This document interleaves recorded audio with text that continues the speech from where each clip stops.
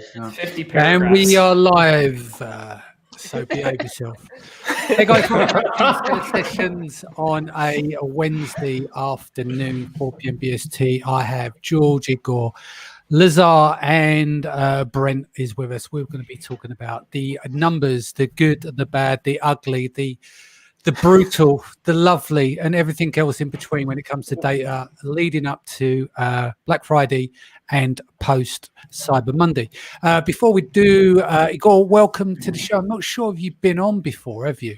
This is my first time. Yeah. So we normally have your wife coming on and burying everyone in data and doing a really good job, but apparently she's letting you out of the back access of the data center. Finally. The show as well. So welcome to the show for the first time. Do a bit of background on yourself and then we'll move to Lazar.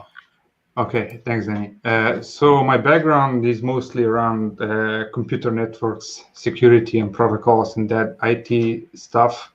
So did that for 15 years, and then moved on to management positions, had a team of 30 in one US corporation, then got sick of it completely and decided to join the LNI and the PPC, form a company, and so far so good, 3 years in. Excellent. Move over to Lazar, please. Hey guys, I'm Lazar. I'm the owner of Sellers Alley. We're Amazon PPC dedicated agency. We do a lot of stuff regarding advertising. I'm in PPC for around 10 years now, maybe a bit more. Like I'm repeating the same line every year, so it's probably around 10 years. It's going to be 11 years soon, Lazar. Yeah, probably. It's proper OG. Up next is George. Background, please. Hey, everyone. Good to see you. Well, I can't see you, but I'm sure it's good to see us. But just similar to Lazar, I've actually done just under 10 years. So our birthday is on the 11th of January, so we'll be doing 10 years at that point. Primarily, we started with Google ads and then moved our way into Amazon advertising, and now primarily focusing on Amazon's demand side platform, helping sellers kind of leverage that tool to kind of expand on their sales. So that's us. Excellent. And young cyclist, that is a Brent. I got my haircut so I was more aerodynamic, actually. Been running AMZ Pathfinder since 2015. We got a team of 18 focused on North American EU markets for advertising. And we started to this year branch out a little bit into creative things. So we do store pages, A+ content, a little bit of conversion rate optimization stuff. And that's what things are looking like going into 2021 here. So cool. Right. We're 3 minutes in. You know me, we like to do the data and get straight into the show. We've done the introductions. So who wants to go first other than myself? I'll go towards the end. Probably the best one to start with is Brent, and then you can set the tone for everyone else so you embarrass us because the amount of data you've gathered. Yeah. Okay, well, I can't take all the credit for it. Major ups to Raymond on my team. I know he's not watching, but he's definitely our data collector, data scientist, formatter, and he has all this stuff figured out. Cool. With the software we have. So, I guess first thing, we track a couple different things. So we work with, like I said, EU marketplaces and North American, and in general, we track also the data from last year to this year. So we have information for all the clients we work with in 2019 versus Black Friday this year, and of course 2020. So in general, in the US, which is still our largest market by ad spend and sales, we saw a 44% increase in ad sales over the Turkey 5 period. So that is to say, from Thanksgiving to the end. Is that a Pathfinder internal monologue, the old Turkey 5, or is this? I think that's actually an Amazon one, but I just start saying that now. Yeah, no, I like it. I think I might steal it and claim it as my own in-house. Well, it's hilariously American-centric for someone who doesn't even live in the U.S. anymore. In fact, none of us are from the U.S. at the moment, but Turkey 5 is regardless what I call it. And so 44% increase overall in sales for U.S. And looking at our aggregate data, 2019 to 2020, we saw 46%, so slightly higher. And that's just purely ad sales. Actually, looking at our aggregate data, our conversion rate was slightly lower from 9.49 to 8.72. And the ACoS was also slightly lower, but that's because the cost per click was down a little bit. So I don't know, kind of a wash in the end. We did earn a lot more ad impressions by about 35 million, if this graph is to be believed here, 2019 versus 2020. So I guess the summary is ad sales were up substantially, which I think Amazon also reported for their Black Friday findings. Conversion rate, ACoS down a little bit for both of those. And cost per click was almost exactly the same, just a little bit down, like 2 cents is actually, so 66 to 64.5. Gotcha. For overall data. So what was your overall take? I know we've just gone through all the data there and blown people's minds. What's the takeaway for you as an agency? What did you I think the takeaway was I expected Black Friday, Cyber Monday to actually be underwhelming because I thought a lot of people were going to be making purchases in the weeks leading up to it. And all these companies are doing these pre-Black Friday sales to try to move inventory and not get all bottled up. But actually, I think that didn't really have much of an impact. And actually, Black Friday was huge. That's my general takeaway. Yeah. And we did not see a disaster in terms of fulfillment. So Amazon does not have 3 or 4 week wait times for products being shipped, which I also expected would probably happen. But both those things were wrong. So I was basically wrong on both counts. Yeah. Well, we'll just roll with the data. George, what did you see? Great. So we didn't actually look at kind of a comprehensive high overview as Brent did. We had just a number of different case studies of different examples of certain accounts that went really good and some that just didn't even move. So we had one account, for example, that did see an increase of 328% in sales, with the ROAS remaining at a good standpoint, and that's Amazon's DSP. What was really interesting though is with that account, the sales continued to drag on into Monday, Tuesday, and Wednesday, and that client deliberately kept the coupons running during that period. So those who engaged with the brand, we continued to serve ads to them. There were a few other accounts as well that my team put on a sheet for me, where basically the sales overall increased, the PPC ACoS increased somewhat, but overall sales kind of really it grew profits. So regardless of that ACoS increasing somewhat, it didn't do much damage when it comes to the additional spend. Total ACoS. Yeah, the total ACoS. Yeah, and there's also a few accounts that had absolutely no impact, kind of in terms of Black Friday. And I think my big takeaway point from this has been is the deals that were put on. So I briefly mentioned this when I spoke to Brent a little while ago on one kind of some podcasts we spoke on, that one or two of our clients frustratingly tried to increase their costs so they can make it look like a reduction, which didn't really work out. So that's just kind of what you mean they increased their price. And then they wanted to use the coupon to make a deduction, but they priced it too high and then lost the buy box, or so it's just they didn't lose their buy box, but they just didn't see kind of any. I didn't get any results from the test. Yeah. So that's just one of the tests. But that's kind of our take. That's been our take. Cool. And what would you say is your whole takeaway from Black Friday, Cyber Monday overall for all your clients? Just from an observation, it doesn't. I think it's big because I think just Q4 on its own's been huge. I think going into October, November, we've just seen a massive increase in sales, and we have one or two products that are primarily focused around Christmas items, and they've really kicked off. We had one account where sales increased so much the account got suspended. Just after, the velocity, So and that was frustrating because they're incredibly seasonal. So that's all they sell is Christmas products. So those few days actually cost a lot. But that's kind of what we saw. Like kind of Christmas gift items were really pushed during this period. Yeah. Cool. Igor, do you want to go next? Yeah, sure. Not so detailed as Brent, obviously.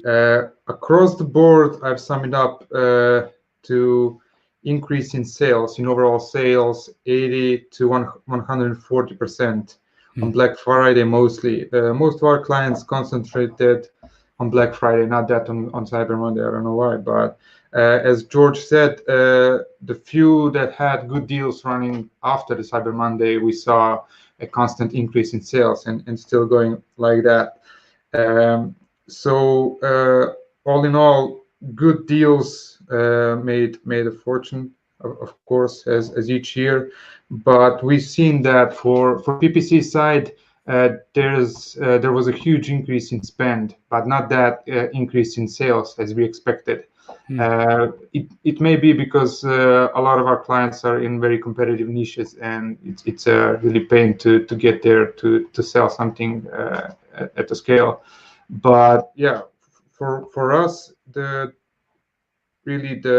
biggest issue this year was the click-through rate was awesome, and there was huge traffic on all of our clients, but I think it's more for brand awareness purposes. I think people's window shopping the days before really decided where they will shop, and just on the actual date, they just did the actual shopping, so as expected. Cool. And what's your overall takeaway there? Overall takeaway is definitely that sellers need to be prepared months before the actual dates. So there's no quick solution to get rich quick on Black Friday, Cyber Monday. It's more like concentrate on growing your brand and getting to each possible potential buyer for the next couple of months and years, and focus on a long-term goal rather than just selling on one day. Yeah. Cool. Lazar, I'll go next, and then you can close the finale, and then we'll do some Q&A stuff at the end. This is based on our clients' US accounts, and it's 17 accounts as a sample in total. So pre-Black Friday impressions started to pace up, not only because of window shopping for Black Friday, but also due to Q4 holiday shopping behavior on Black Friday. Impressions drastically went up higher in terms of 50% in change. The average cost per click went up due to competition, mainly a lot of this to do with top of search. Average click-through rate was slightly higher compared to pre-Black Friday. Average conversion rate was slightly lower compared to pre-Black Friday. Then post-Black Friday, so this is over the weekend, impressions are expected to go down, but not lower than the pre-Black Friday, as shoppers are still browsing items for Cyber Monday. So they're still rolling in quite high. Average cost per click did go down. Click-through rate went up, maybe part of the window shopping leading into Cyber Monday. Conversion rate went down as expected, since promotions are already ended on Black Friday, and they're probably just waiting for more promotions to kick in from the Monday offers, right? Then on Cyber Monday, impressions drastically went high and as expected, but slightly lower than Black Friday. Average cost per click went up slightly, but higher than Black Friday. And then average click-through rate is slightly higher other than Black Friday. And then average conversion rate went down, which went down below the average of Black Friday. So there seems to be a pattern we obviously know that things that go up and down on Black Friday, especially when it comes to impressions and more search and everything else. I think my takeaway from that is the continual shopping through the weekend. So people are not necessarily breaking out in terms of the searching and getting ready for Cyber Monday. That increase on the Saturday and Sunday is quite interesting. In that little circuit area in between, I think there was a flutter of activity, whether they were adding to the carts and then waiting for deals to come in play on Monday. But I think that's the most interesting for me in terms of data. Obviously, conversion rate and conversion rate leading up to Black Friday is obvious. It drops, doesn't it? We see a lot of people searching, we see a lot of people clicking on ads, but they normally wait for those deals to come along. So yeah, I think this year it's been good, considering the pressure everyone's under for the limited amount of stock that they can hold in Amazon. And when you've got to weigh that off against Black Friday, and it's also Q4 and keeping them products in stock and still running PPC, I think a lot of people manage well in and outside of the agency. I don't know about you guys, but I've seen there's more sophistication now across clients now who are really finding their feet in terms of managing their inventory with the demands we have at the moment. Or they've mastered sending in that request in order to ask for more higher ceiling of inventory, right? I've seen some flat files floating around about that and some information out there on this technique. Yeah, indeed. Lazar, what's your Black Friday, Cyber Monday juice? What do you have for us? You might want to turn your mic on. You're muted, Lazo. Yeah, that could help, like to unmute myself. So I found that works as well. When people can hear what you're saying. Yeah. So get ready to get super bored. I have analysis for 120 different accounts in US, and what we see there, like first thing, I'm looking to the left because I'm reading like the data that we have here. So what's interesting about everything is that the biggest winners are the guys that had deals. We can see at least like double the amount of sales for guys that had deals during Black Friday and Cyber Monday. Guys that didn't hesitate to invest more made it way more than the others. What we focused on during this period is what we saw that worked pretty well during Prime Day, and that's sponsored display ads. We had increase in ad spend when it comes to sponsored display ads of 18%, comparing to revenue that increased for 41%. When it comes to sponsored brands, they had biggest increase overall in ad sales, 44%. When it comes to comparing Cyber Monday and Black Friday, we can see that ad sales were higher during Cyber Monday.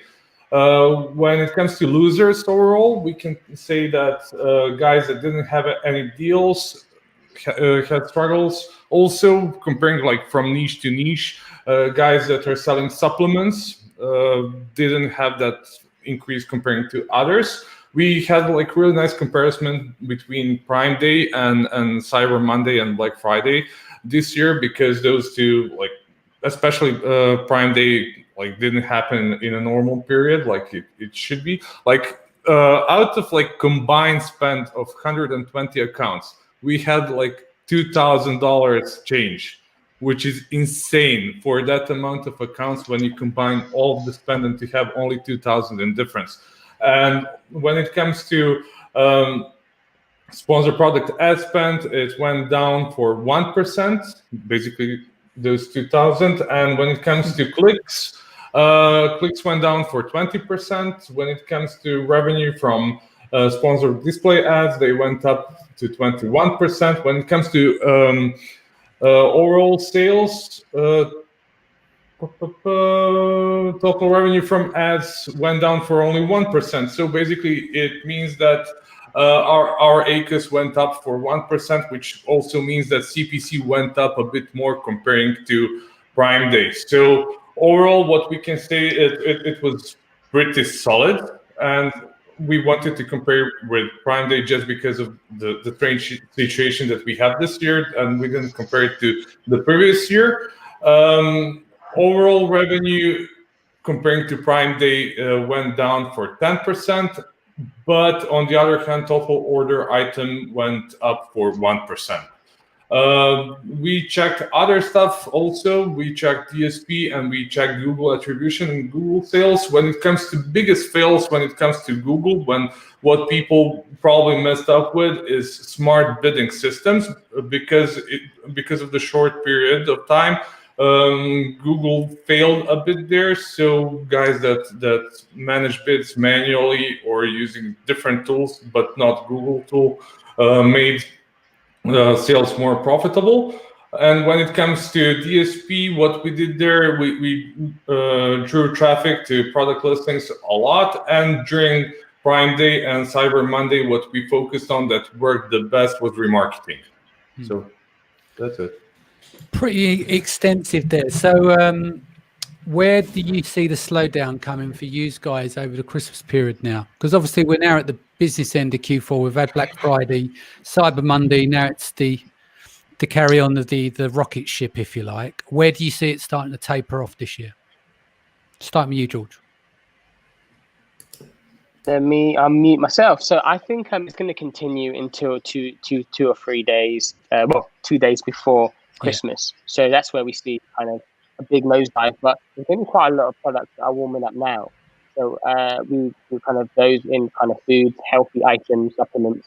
So they're going to actually pick up in January. That's when they're going to see a tremendous amount of sales. So they're now warming up. So there's a number of different types of accounts where they're not even.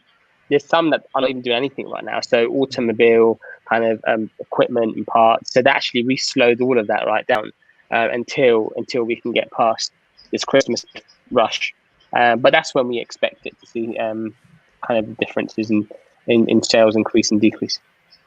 Cool. Does anyone want to cover anything else before we go? Because I want to invite you gentlemen back. Friday the 18th is Seller Session 600. And so we're going to do 60 guests in 60 minutes.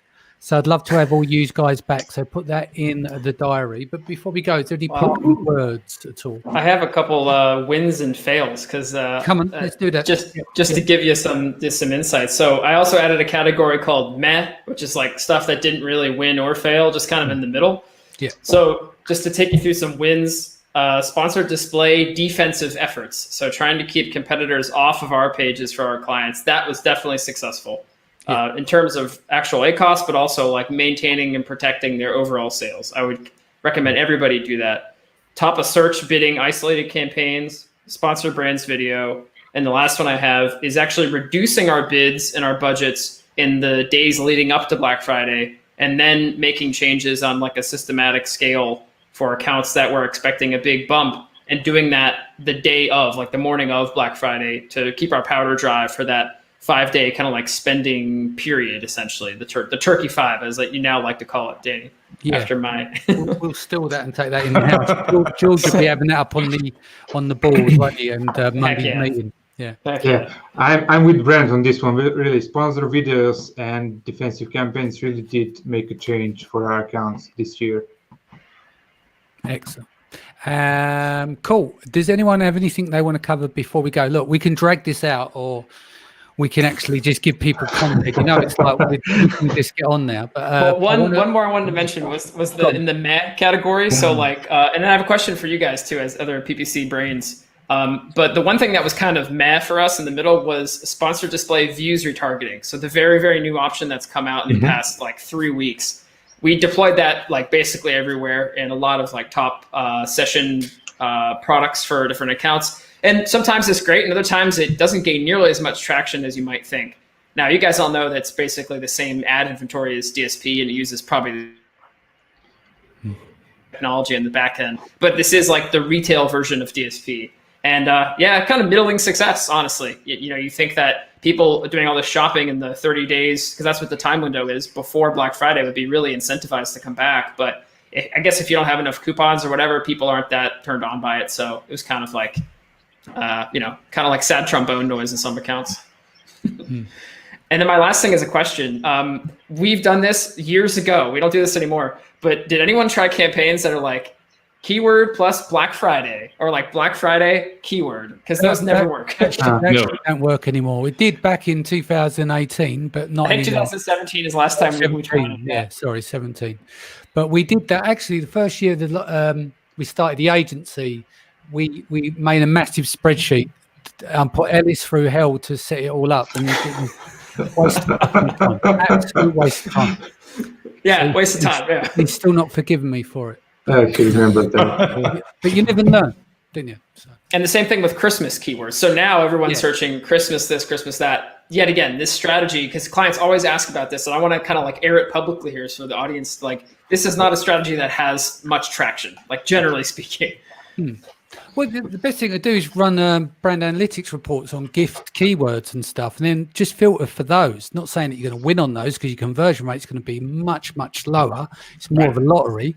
But you're better off having something that you know have got sales on, has impression share of some kind of, and at least if you target those and if there's some relevance there, then you've got more of a chance than tapping on other parts on in terms of keywords like what we did years ago that didn't work. I can't remember who suggested that about 18 months ago. It wasn't for, I think it was for the summer one, not for Prime Day. But people are still suggesting that, and I think we need to explain to people that shit doesn't work anymore, and we should leave it alone. Yeah, definitely. I think that's very important. As we saw this year, it's mostly around preparing before that. I mean, I understand sellers just trying to think of a short-term options to win sales, so like gift, Of course, like something, and Yeah. that's really understandable. But in the real world, what people are doing is like, okay, if I want to buy something on Christmas, I'm going to think about it at least a month ahead of that, and search for the best possible product to buy for my loved ones. So being there before, even a month before the important dates, and having the top positions in time is really much more important than having a few days before Black Friday and Cyber Monday and the Christmas, like gifting keywords and that sort of stuff. So it's definitely a long-term shot and concentrating on those rather than short-term goals. Yeah, indeed. Right, let's say our farewell, starting with you, George. If people want to reach you, how do they do it? You need to turn your... Unmute yourself. Don't be me. Okay. I want to be you, Liza. But what's it called? I'm George from ClearAds. If you want to reach out, just go to clearads.co.uk. Put George before, so George@clearads.co.uk, and you'll reach right through to me. Same thing here. Yeah, just Brent@amzpathfinder.com, or find me on LinkedIn. I've been more active on there recently, trying to connect with all these big brains like Lazar over here. And I want to be Lazar too. Look at that shirt. Love it. Looking hot, man. Look at the color on it. Look at that color. You just need to eat more and like try not to move. Yeah. And look, did you see that? Can you see that? He's showing a bit. I would normally say showing a bit of ankle, but what he's got there, can you see his top button is slightly undone, and as his shirt moves, it opens. It's before 9 p.m. Yeah, it's the water shot. This is the podcast. Why am I talking about men's bodies? Right, Lazar, do you want to tell people how they can reach you before I embarrass myself even further? Of course.